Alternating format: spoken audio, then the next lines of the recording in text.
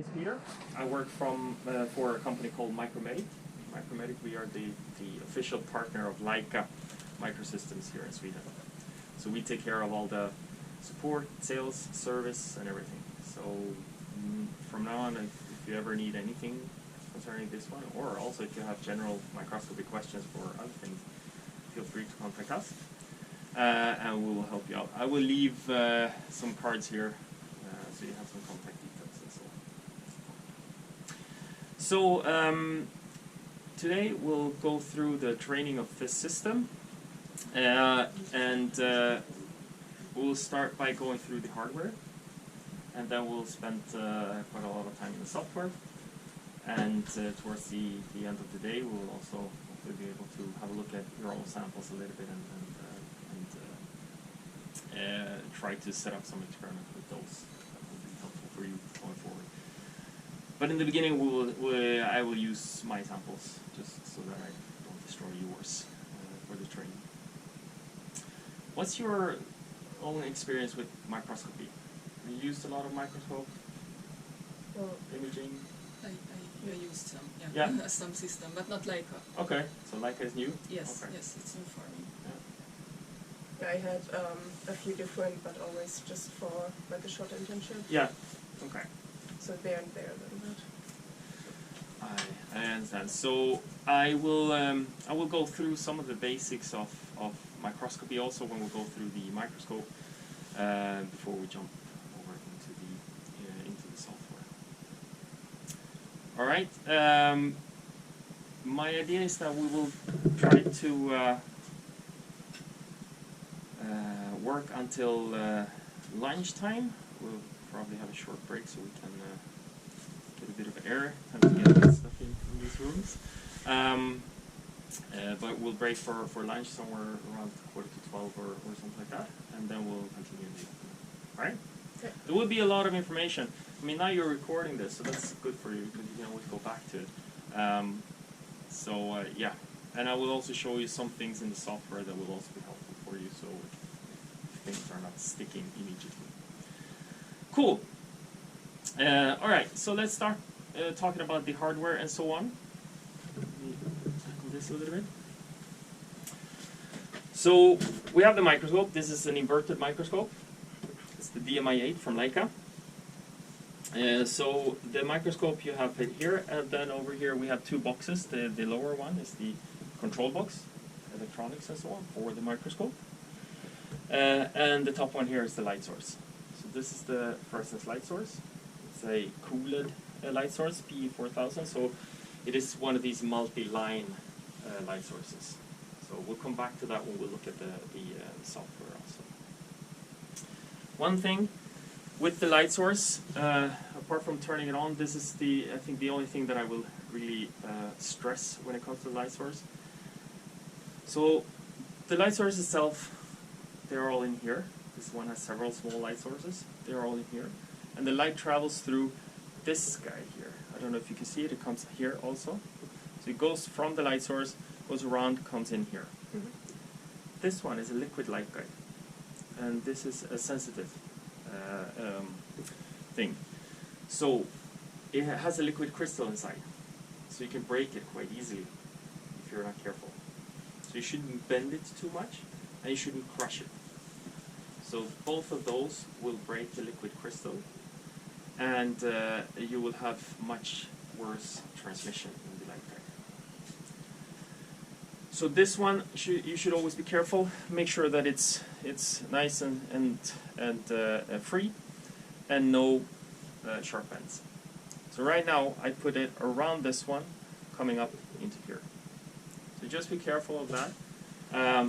And if by accident you do break it or something like that, it's not going to break the bank. Better to speak up than to just like, okay, let's just leave it and no one's solving. Mm-hmm. So if something happens like that, speak up, and then you can have a look and see if you think that it broke. The way you would notice that is if, for example, if you're starting to do imaging and you're realizing I need much longer exposure times where I previously didn't need it, that would indicate perhaps something is wrong with this one, so you don't get the same amount of light through. But yeah, so it is actually sort of a consumable. We do recommend it, changing it every once in a while. Now though, with the LEDs, they tend to work basically forever if they don't break. So, but just be careful. All right. Cool. The microscope itself. I'm gonna go through the different parts. So we're gonna talk a little bit about microscopy and microscopes in general here. We can start from the top. So on the microscope we have transmitted light, and on this one we also have fluorescence. So the transmitted light will come from here. So this is the transmitted light arm. Back here we have the light source, an LED. It will shoot light through this guy here, which sends the light to the condenser, which is down here. All of these parts are manual, and we will see what the manual controls what they do, because it's also something that I don't think you will need to use them very much, but it's good because some people might play around with them, so it's good to recognize when someone has done that so you can correct it afterwards. Condenser down here, the condenser's job is to basically focus the light on the sample. And again, so being you can tilt this back so you get better access. So the two controls we have here is up here we have a field diaphragm that you can move back and forth. We'll see what it does in a bit. And we have also an aperture here which you can move back and forth. So we'll also see what that one does once we start looking at the sample. Because these are two settings that you can use to optimize your image for transmitted light. But only for transmitted light. For the rest it doesn't really matter. Okay, below we have the stage. This is a motorized stage. So this one you will be able to do automated stage experiment, as we call it, like multi-positions, tile scans and so on.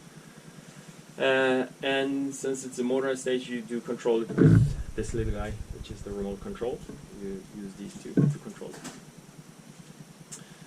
When you start the system up, you will see it. It will initialize. It means that it will go to different points to just get references. So before starting this one up, you should always make sure that, yes, nothing is obstructing it.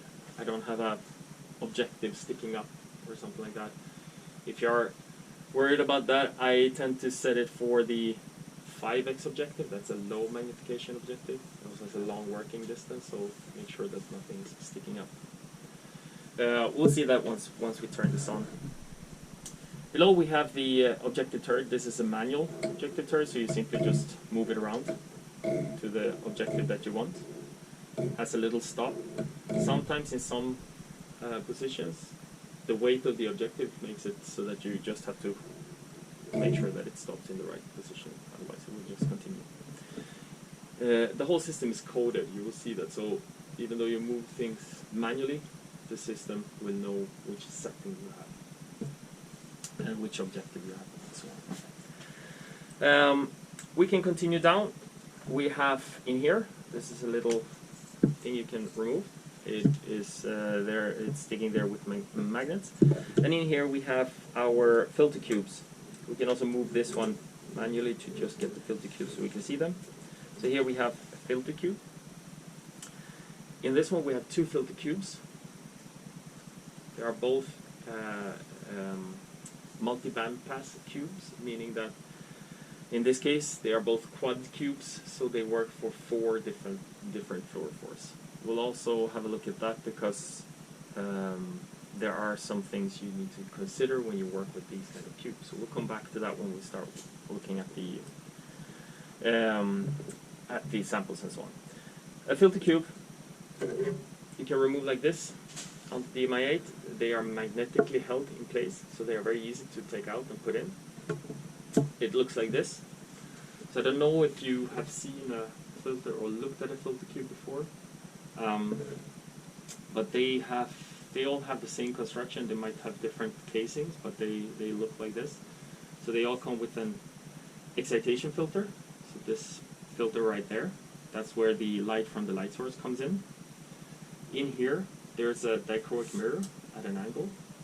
So this dichroic mirror works so that light with a shorter wavelength will be reflected. So it will come in here, hit that mirror like this, and short wavelength will be reflected up. And it will go up towards through the objective and into the sample. So it will hit the sample will fluoresce, so you will have emission light coming back down the same way. And then this dichroic mirror will let through longer wavelength. So those wavelength emission is always going to be at a longer wavelength than the excitation light. So that will go through the dichroic mirror, and then it will go through the emission filter that is in the back, in the bottom there. So that's basically the filter cube. So you have 2 of those in here. There's 6 positions, so you can have more. And it's something that you will need to consider for the future. We did talk quite a lot about these multi-band pass versus single band pass and so on. So if you do experience some challenges with the multi-band pass, you might have to add 1 or 2 single band pass at some point in time. Or if you get other fluorophores, special fluorophores, you might need to add. But then it's quite simple. They would come like this, and you would simply find the position, you slide them in, they lock in to place, and then you can just close the hatch. And on this one, we would go into the software, and we would add that cube to the software, so that the system knows that it has a new cube. Okay, so that's the filter in there. We have a few controls. We can come back to these controls after when we start up the system. Focus, coarse focus is the inner one, fine focus, outer one. And we have these 2 levers here. So these ones are important to know. The top one, so when we started discussing this microscope, there was one specification that said it couldn't be too long, because I think the plan was to have it positioned in a different direction. So on this one, you see back here, I have this little black box here. This is the fluorescence axis. This one is sticking into something called an infinity port, so it's a connection to the microscope. On this specific microscope, we actually have 2 of those connections. One in the back, making this long, but we also have one on this side, which you can't see. That would make the whole system much shorter. But since we have it like this now, I placed it in the back. And this one here will direct where the light is coming from.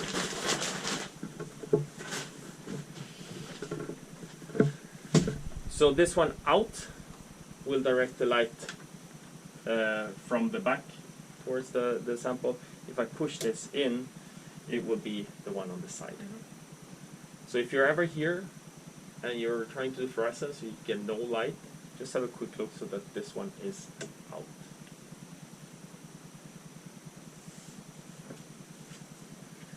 Pushing it in, what it does, it puts basically a little mirror in the light path that will just mirror the light coming from this side in.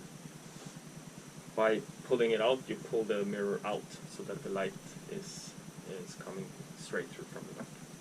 Okay? This one here is the camera port. You have a little sign here that shows what it does. So if you push it in, I get the light to the eyepieces. If I pull it out, I get the light to the camera. So that is also coded, so the system will know where the light goes. But again, if you are taking images, you need to remember to pull that out. Okay? Cool. We're almost done. On the other side, which you can't see, but we'll rotate and you can have a look at it and so on. This is where we have the camera port. It's on this side, and the camera. So this one has a scientific CMOS camera. So it's a very sensitive and very good monochrome camera for fluorescence. So we'll see the advantages of that one once we start the software and so on. But that's on this side. It has a USB cable going to the computer. So that's the only cable. There is no on or off on the camera. It takes the power from the USB. On this side, it looks very similar to this. You have a focus knob, the same on this side, but then you have some other controls for some of the light features here. So we'll have a quick look at those. Most people don't use so much the buttons on the microscope on these sides, because most people using this, they will use the software for doing things anyway. But we will have a look and we'll go through some of the functions if you are sitting at the microscope and you want to work. Last but not least, on this one, you can have a few different things. On this one we have buttons with LEDs. So these ones corresponds to all the objective positions as well as filter positions. So on the left side here, we have the objective positions. So the objective turret is manual. So these buttons will not do anything if you press them, but they will show which objective is active. You'll see that with a little LED lighting up, and that's because it's coded. On the other side, we have the filter cubes, and these are also labeled. So we have cube 1 and cube 2, and then we have the bright field position. These are motorized, so here you can just press these buttons to go to them. These little stickers that I put here, there are more stickers if you ever change anything. And for the cubes that you have here, the two quad cubes, there wasn't any sticker with the proper names. So I just put cube 1 and cube 2. If you want to, you can of course take this away. You can write something there also if you want. That would make more sense to you. But right now it's just cube 1, cube 2. Alright. Last thing on the microscope itself is the tube. So this is where you have the eyepieces. This one can be adjusted to your eyes. So that's basically it. And these are the eyepieces. One thing with the eyepieces that most people seem to not use very often is that this one you can adjust the focus, basically.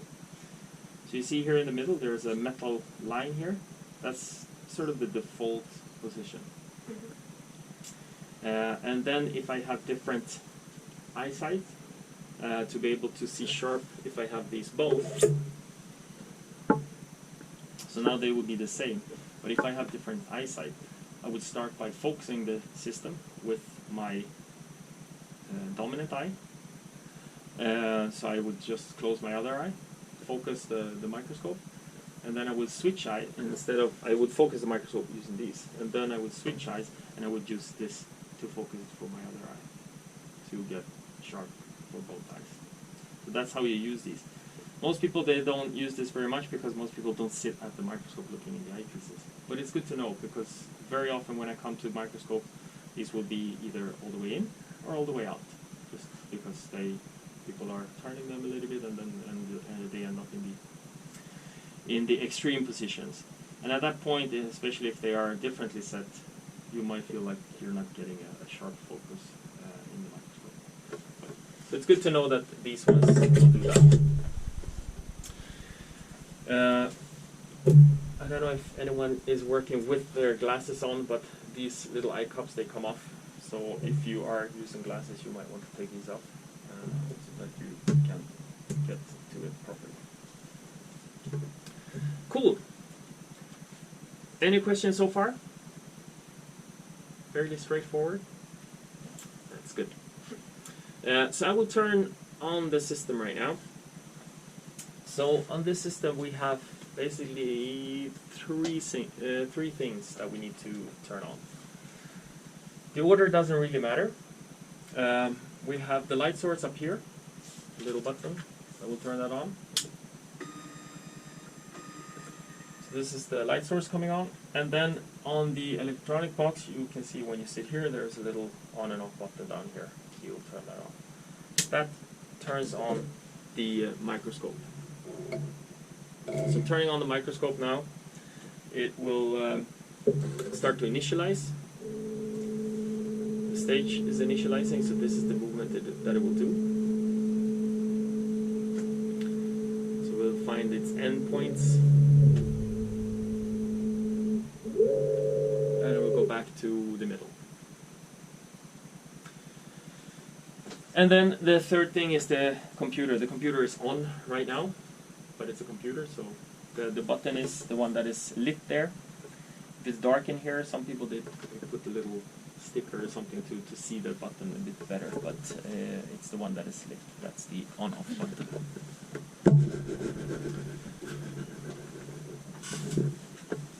So I set it up this way. I mean, this is a small room, so I felt like this works sort of okay.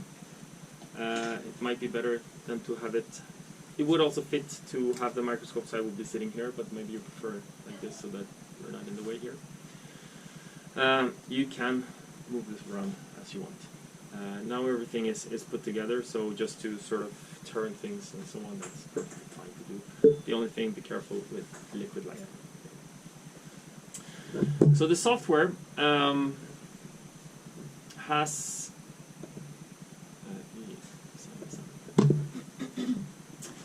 so the software has two users. I don't know the way you will use this in the future. Right now this is not on the network. Our recommendation is to put it on the network, because if it is on the network, you can also make sure that Windows is updated for security reasons and so on, and it also allows us to help you easier. So we tend to try to do more remote support. So if you have issues and you're sitting at a microscope, or there is a new type of experiment that you want to do and you're not really sure how to do it, you can always contact us.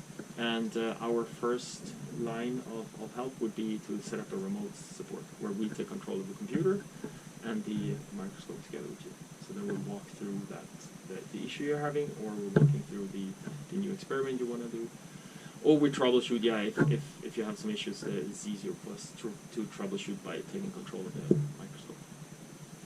So if you put it online, you can also have login from KI and using your own login and so on. That will work perfectly fine. But right now, you have two accounts here. You have the Leica admin and the Leica user. The Leica user is okay for everything that you will do. Right now, the password for that is Leica. It's also written there. 1, 2, 3, and exclamation mark. So you have the password here. Feel free to change the password. You can also remove these accounts if you want, and have your own. The only thing, the computer should always have an admin, someone with an admin account, because we need admin access for some of the things that we need to do with the system. For all the use, you can use just a normal account. So right now, this is the local admin account, so if you want, you feel free to leave that as it is, because then we can always access the system. All right. So once, the only thing, so I said to start it up, it doesn't really matter which order you do things. The only thing that matters is that you allow all the hardware to really start up before you start the software. That's the one thing to remember. You try to start the software when things are not fully initialized and so on, you will probably get an error message. And at that point, you just have to start the software again.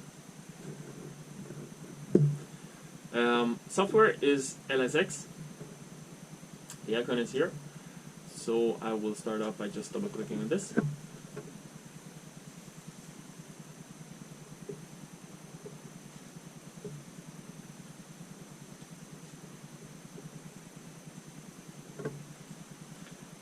The first one here, it has a countdown timer.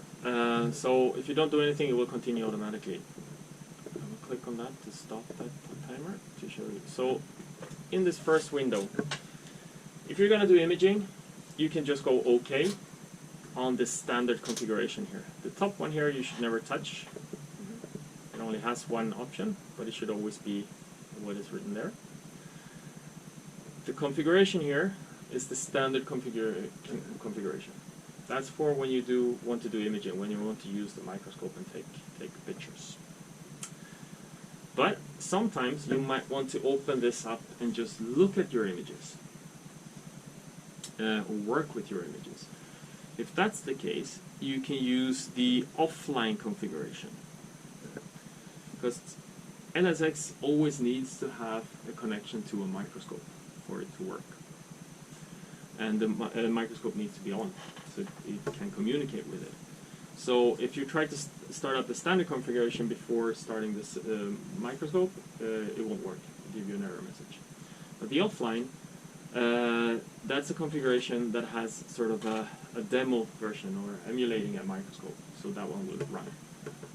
So that's the only choice you would do here. So most of the time standard configuration, but if you just want to open your images and don't want to turn on anything, you can use the offline. That goes also for the LSX software. Is something you can install on your own computer, PC. Mac doesn't work, but a PC, which will allow you to open up your images, work with your images on your own laptop if you want. The software is free. There are 2 ways of getting it, or 3 ways, let's say. So right now, you do have the latest software here. So you can install it from this one.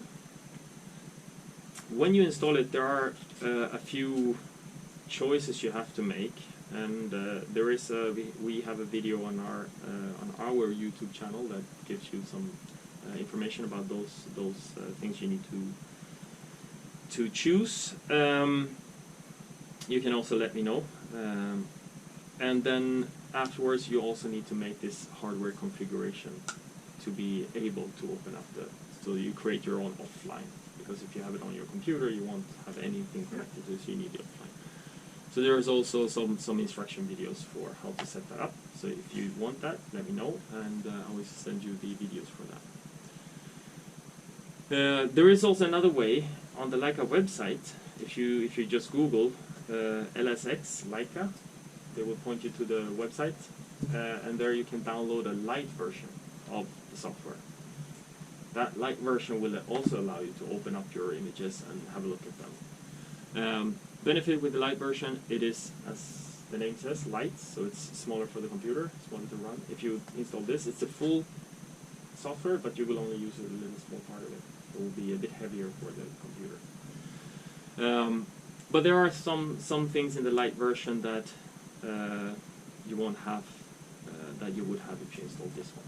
So it's, myself, I run the full version, but yeah, it's up to you. When there are new versions coming out, if you want to update and so on, you can let me know, and I can send you links to when new versions come out. But this is the newest version for now. Okay.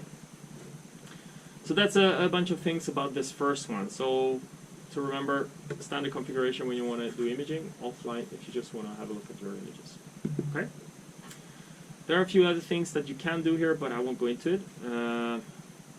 And we'll see if it's something that we will use later on or not. So we just go OK. So with that countdown timer, if you start it up and you walked away for a little bit, it will continue with the latest setting. So if the person before used offline, it will start up in offline. If the last person used standard, then it will try to start up in standard configuration. There we go. Do this. Oh, thanks. Alright, so this is the standard, and I call it the default interface of LSX. This is how it will always start up when you start up the software. And I think that if you're just taking single images of your sample, you might be in here. But for everything where you're using the stage, and if you're doing tile scans or multiple positions or these things, I think you will be in what we call the navigator interface. So that's the interface that is specially designed to work with motorized stages and such. However, those two interfaces, they have a lot of similarities when it comes to the controls of the system. How you set up an experiment, how you set up your different channels and so on.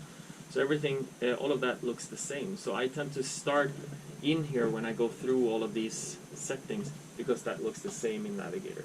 So we'll start in here, and then we'll move over to Navigator once we have covered the basics of the software, yeah? Okay, so the interface, you have a ribbon here at the top that we'll walk through. You have 3 panes. You have this one, the middle one, and then you have this right one. And then you have some buttons down here. So these are the things that we will walk through now step by step. And we'll start by the simple one up here. It will always start up in Acquire. You will most likely spend about 95% of your time here in Acquire, be it in here or in Navigator. But we'll walk through the other things anyway. So we'll start by going into configuration. So clicking on this one. This is where you can have access to some of the settings of the software, the user interface and so on.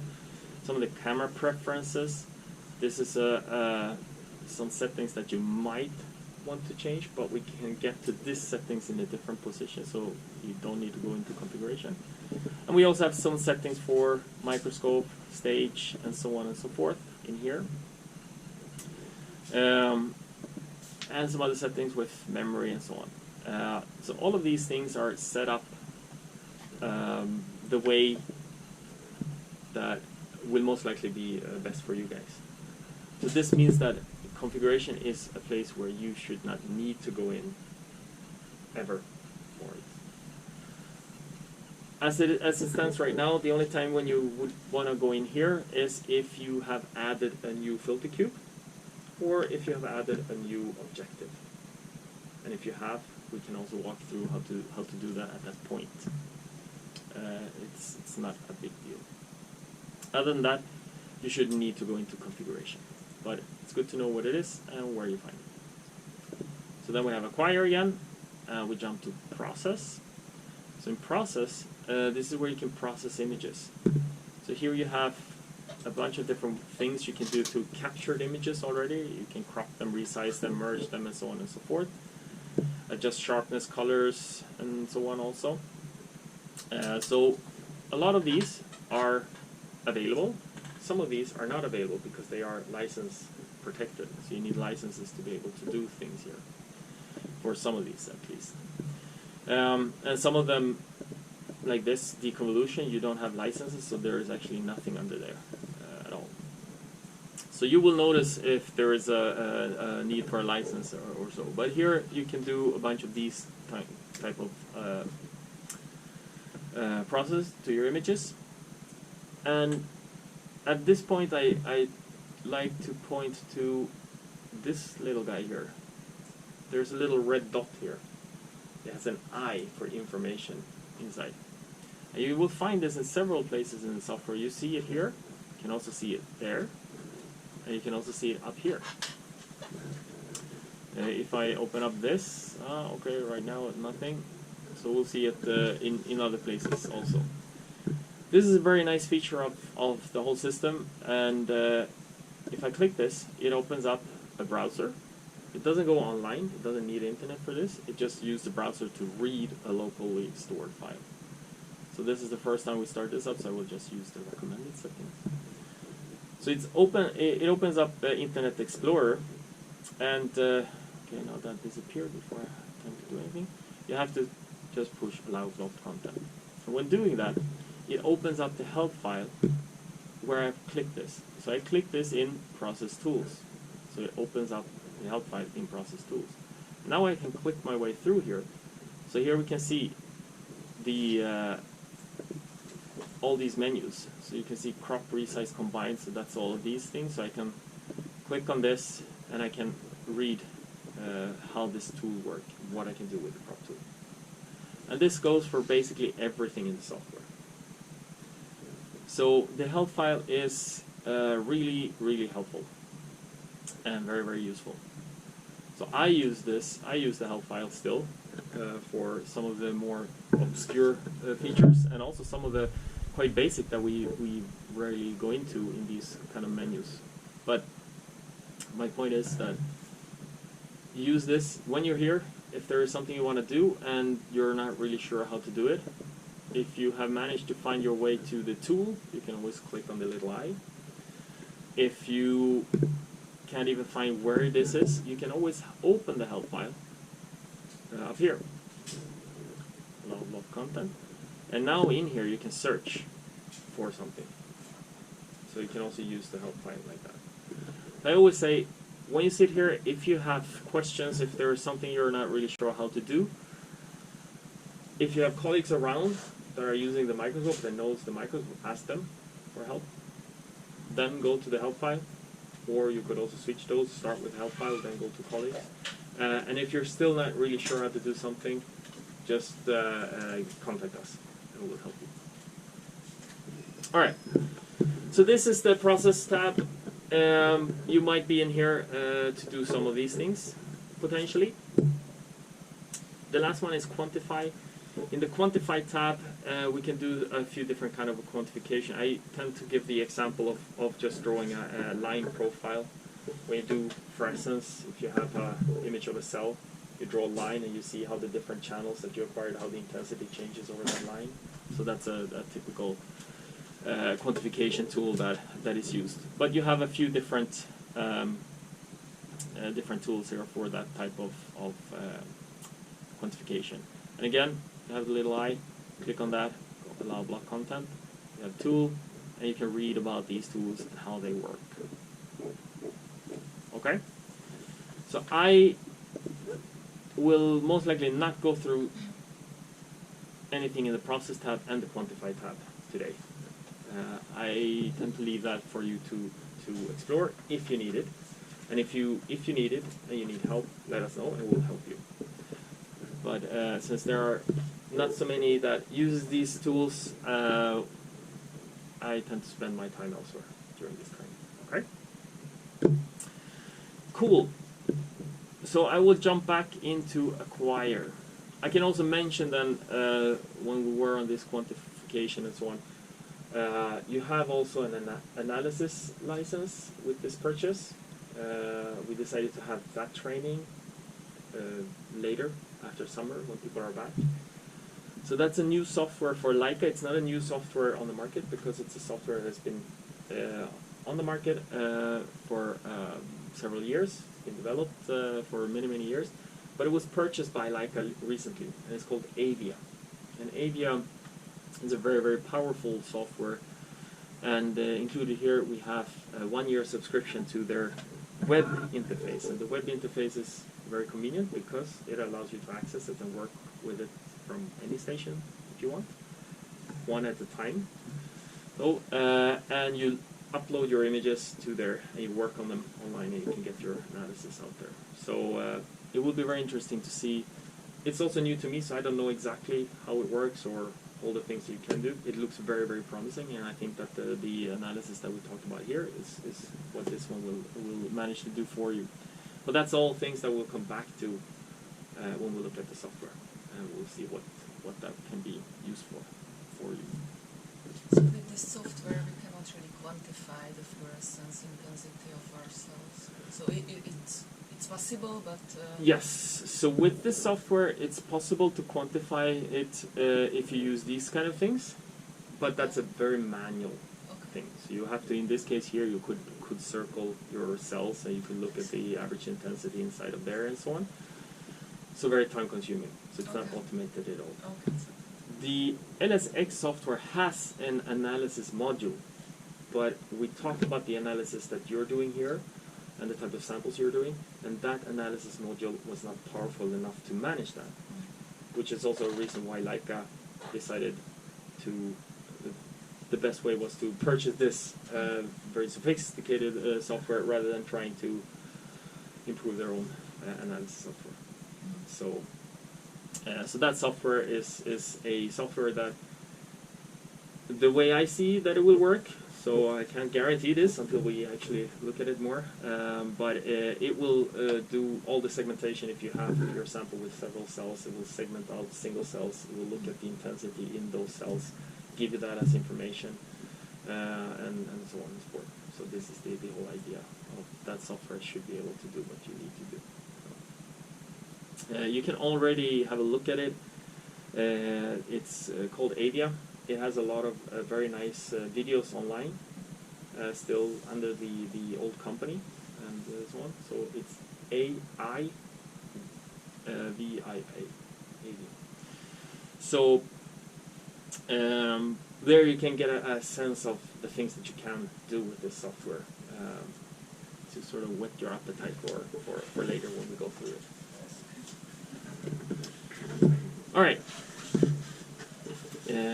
We'll jump back into Acquire. So this is now where we'll spend some time. Next step, we have these three panes here. We'll start in this window here. In this window is where we will see our images, live images, but also captured images, and we have some tools that we can use here that we'll come back to. The middle one here is where we set up our channels, we control light sources and so on.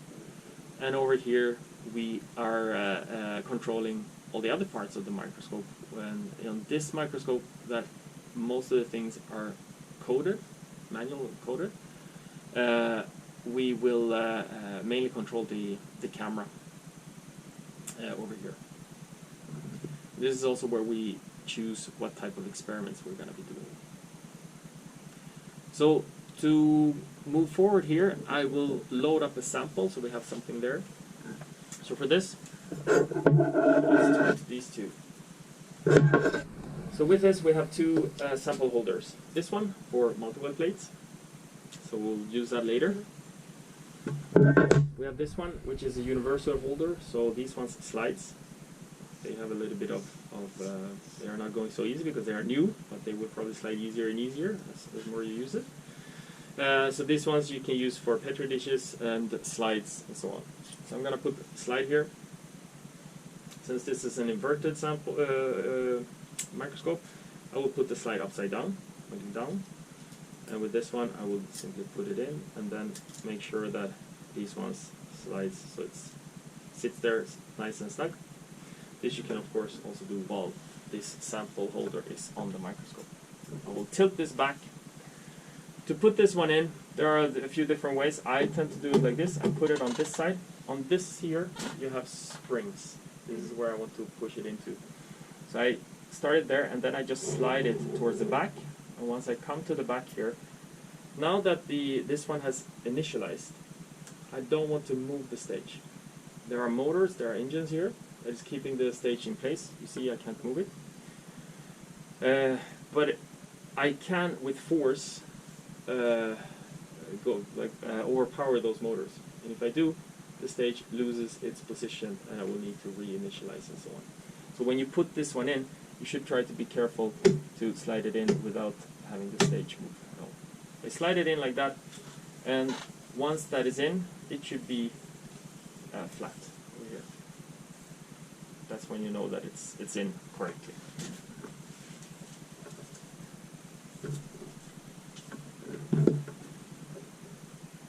Okay.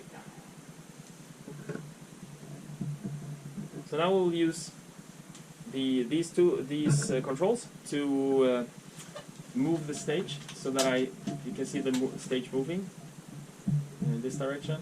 So I will just move that so that I am somewhere over my sample.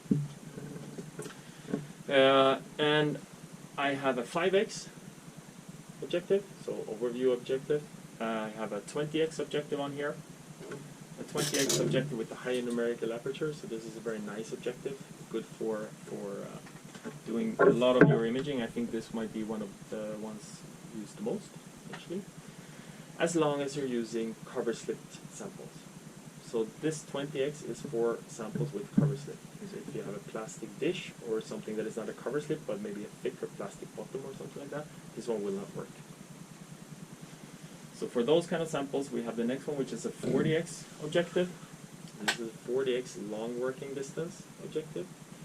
This one has a correction color. We will come back to that in a little bit. But this objective will work for both samples with. This one will work for both samples with cover slips, as well as for thicker like plastic bottoms and so on. So that's the 40x. And then we have 2 steps to get to the oil immersion objective. So the oil immersion objective, cover slip only, and you need oil. So have you used oil immersion objectives before, or immersion objective in general? Good. So when you use that, you need a little bit of oil. If you're working with a sample like a slide, like this, and you've been in Navigator, we'll see, you will realize what I mean afterwards and why I'm doing this. So to add this, you can do it several ways. You can just remove the sample and put a little drop of oil. Don't be excessive. A small drop will do it. If you're excessive, you just drench this whole thing here. So just one small drop will do it also later. If you have been using the sample and looking at the samples with other objectives, you might not want to disturb the samples. You want it to be in the same position. So the way that I would typically do is either I would lower the stage and then I would move there's a little opening here, so you can move the stage over there and add it. But I tend to also just angle it out like this, put a little drop, and then slowly just let it slide back into place. Very important when using oil. Immersion objectives, they are perfectly fine with oil. Dry objectives are very not okay with oil. The 40x objective is a long working distance objective, so unless you put a lot of oil, that should not really touch the oil. It should not be a risk for it. It would always be. But the 20x is a short working distance, so it will be very close to your cover slip. So it means that you can get oil on this. If you looked at your sample with the oil immersion and you think, okay, I just want to have a quick look with the dry, like a bigger field of view, not a good idea, because you risk getting oil on the dry objectives. And if you do, worst case scenario, those will need to be replaced completely by a new objective. Very expensive. Best is if that happens, an accident can happen, you should clean it as soon as possible and as thoroughly as possible. Preferably even remove the objective from the turret, take it out and really clean it with ethanol. So that you should do as fast as possible. If you let it really sit there, then it can start to creep into the objective, and this is when it's bad. Okay? So in general, once you have gone to the immersion objective, never go back until you remove your sample and clean your sample. After using oil immersion, you should always clean the objective as well. The worst thing for oil immersion objective is to leave the oil on there so that it really dries in. Then it will need a deep cleaning to be able to work. Cleaning, ethanol is what I would recommend. So to have a little bottle with ethanol, preferably pure ethanol. And I would also recommend getting some of these optical wipes, so a little bit better than these Kimtech that you have up there. So this is a recommendation to buy that and have it here for when you use it. So always, when you use the oil immersion, remember to clean it properly afterwards. Okay? Alright. So let's go back to this sample now. So. Wait, let me just restart the camera. Yep, absolutely.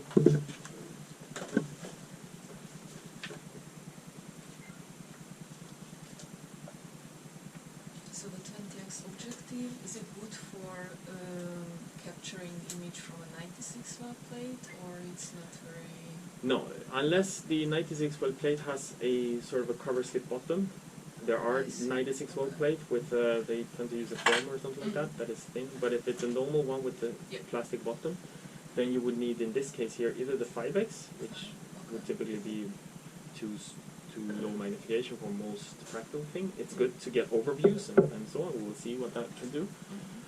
But you would be using the 40x objective. So if you do realize that you need, you have space for other objectives in the future to add. So we started with this to give you this. These objectives will work for a quite wide range, but you can of course add if you realize that you will need something more. So this 40x objective that we have on here, we have a corresponding as a 20x, which is also very common to have, especially if you're working with a lot of 96 volt plate with normal plastic bottom. So that's also possible. Okay, so I will now start to see if I can find my sample here. I put the 5x there. I will need to start something, so now I will sort of set up a channel, basically. So to set up a channel is what I mean by that is to set up for what I want to look at.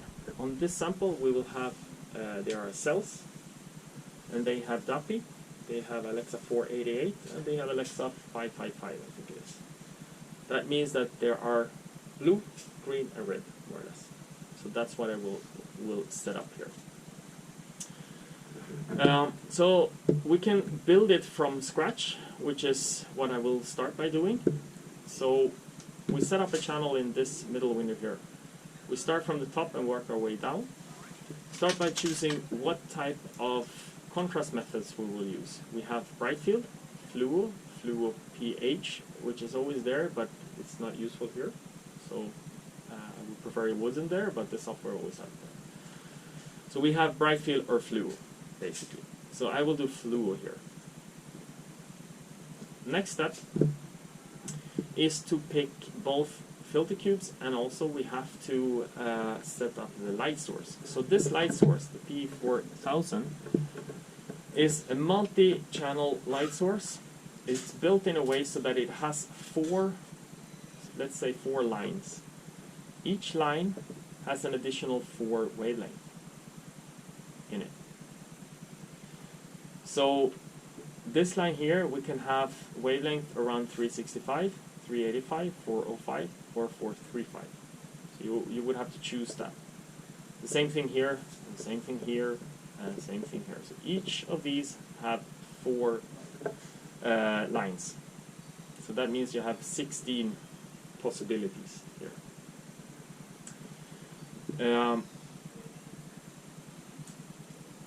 So in this one I have DAPI. So DAPI, a lot of people would use 365, but in this case you also have to consider to match this with the filter cube that you're using. So we have 2 filter cubes. If you hover on these, you will see what they are. Are you familiar with reading this text that is coming up there?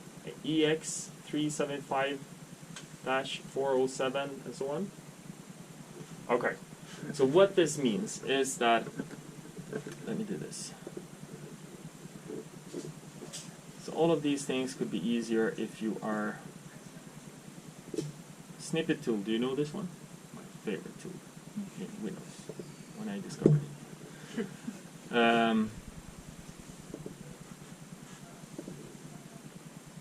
So this here tells us about the wavelength. So this is a quad band, so it has 4 bands. So each of these are 1 band for the excitation. So in this one you will have excitation light between 375 and 407 nanometers. You will then have 462 to 496 and so on and so forth. So for DAPI we will be using this window here. So we need to match this window with the numbers we have here. So for DAPI, I would use probably, so you have 365, 385, and 405. I would probably use the 405. You could also use the 385, and you could test which one will give you the better signal. And we can do that already, and to see which one matches best here.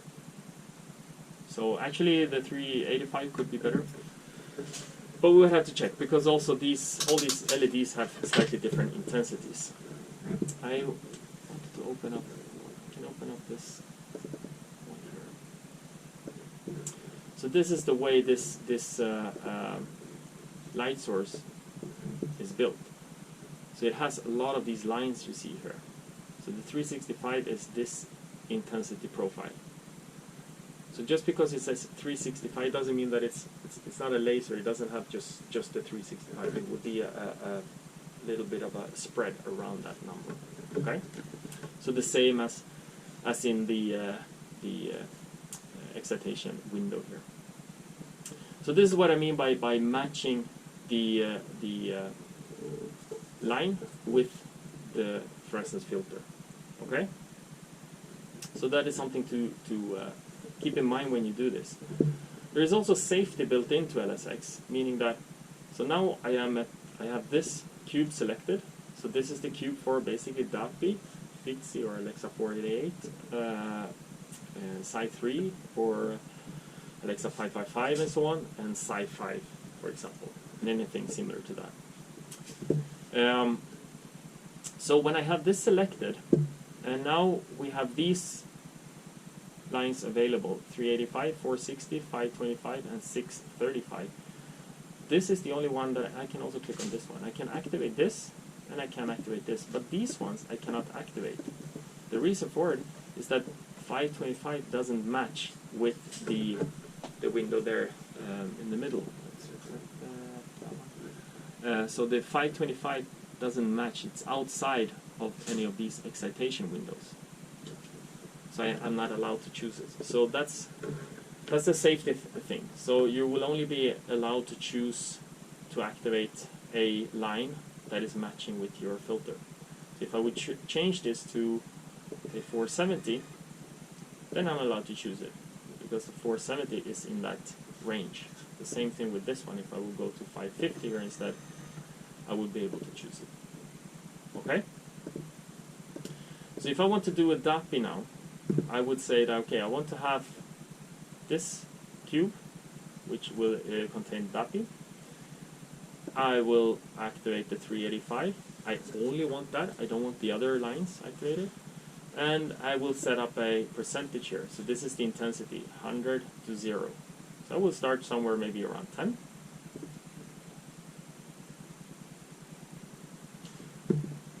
So now I've chosen the DAPI cube, the quad cube that contains DAPI. I have my excitation light. I know there is fluorescence. So let's go live and see what happens. So I can see that the light is on because I have light here. You can see it. So everything is working there. But here it looks very, very dark. I can increase this and I'm starting to see something. So this is then all the nucleus. This is 5x, so it's not very strong. So it looks like I'm more or less in focus. I can change the focus. You can see that I'm moving out of focus. I'm coming back into focus. So I was at pretty good position here with this. Very good. So I found my sample. I want to continue to set up my different channels now. So this was the DAPI. If I want to now add, you saw also that this was black and white here. So you see here that this is black and white. I can give this a color also. That's up here. So that belongs to the whole thing of setting up my channels. This is the lookup table that I will use for this channel. Right now it's grayscale. If I double click on this, I get a bunch of different colors to choose from. DAPI, most people use blue, so I will use blue. You can use whatever color you want. I will put blue. So if I have that blue, and now I go live, then it will be blue. Okay. So I will continue. That was the DAPI channel. I will add a channel by clicking this. This now, I want to be my Alexa 4